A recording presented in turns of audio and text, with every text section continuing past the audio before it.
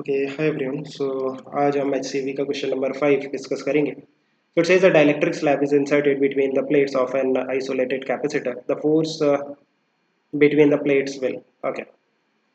So अगर हमारे पास एक पैरेलल प्लेट कैपेसिटर है, लेट्स से जो प्लेट्स हैं उनका एरिया A है एंड जो सेपरेशन है दो प्लेट्स के बीच में उसको मैं D ले लेता हूँ।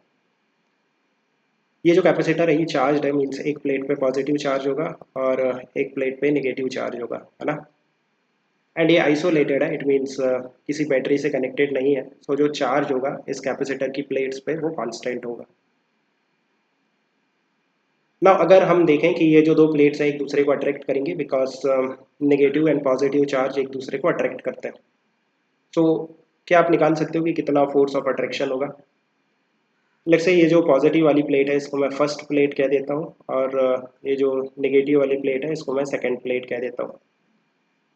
सो फोर्स ऑफ अट्रैक्शन निकालने के लिए आपको क्या करना पड़ेगा, ये जो पॉजिटिव फर्स्ट प्लेट है इसके कारण इलेक्ट्रिक फील्ड कितनी होगी सेकेंड वाली प्लेट की पोजीशन पे।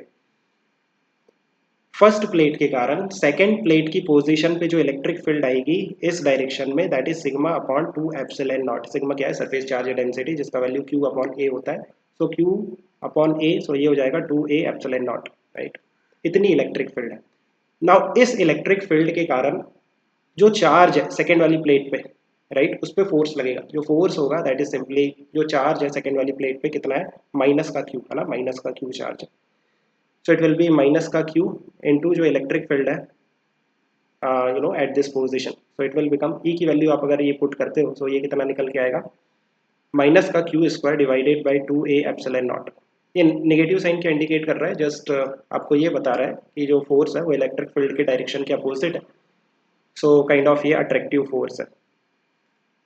नाउ आप देखो व्हाट विल हैपन अगर मैं इस कैपेसिटर की प्लेट्स के बीच में एक डाइलेक्ट्रिक स्लैब इंसर्ट कर दूं जिसका डाइलेक्ट्रिक कांस्टेंट K है। तो क्या होगा force of attraction between the two plates of the capacitor. क्या ये जो फोर्स है ना, this force is the force exerted by first plate on the second plate, क्या ये चेंज होगा। अब देखो ये डिपेंड कर रहा है माइनस Q पे। माइनस Q क्या है, जो सेकेंड प्लेट पे चार्ज है। क्या इस डाइलेक्ट्रिक स्लैब के आने पर सेकेंड वाली प्लेट का चार्ज चेंज होगा, नहीं होगा, बिकॉज ये किसी बैटरी से कनेक्टेड नहीं है। दैट्स वाई जो चार्ज होगा कैपेसिटर की प्लेट्स पे वो कांस्टेंट होगा। सो जो माइनस Q है ये चेंज नहीं होगा और यू कैन से कांस्टेंट है ना। क्या जो इलेक्ट्रिक फील्ड है, ये जो इलेक्ट्रिक फील्ड है ना, ये इलेक्ट्रिक फील्ड है फर्स्ट वाली प्लेट के कारण सेकेंड वाली प्लेट की पोजीशन पे। आप देखो जो फर्स्ट वाली प्लेट के कारण इलेक्ट्रिक फील्ड की वैल्यू है सेकेंड वाली प्लेट की पोजीशन पे, वो भी चेंज नहीं होगी इस डाइलेक्ट्रिक स्लैब के आने पे। बिकॉज डाइलेक्ट्रिक स्लैब के आने पे क्या होता है कि जहां पे डाइलेक्ट्रिक स्लैब प्रेजेंट है वहां पे इलेक्ट्रिक फील्ड की वैल्यू 1/k टाइम्स हो जाती है।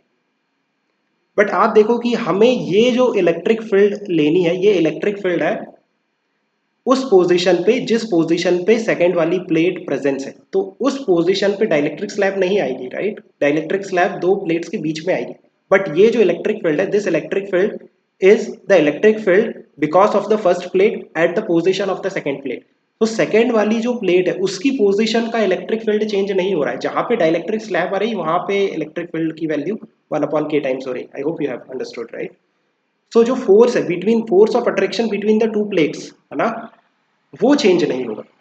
I hope you have understood. Keep working at this.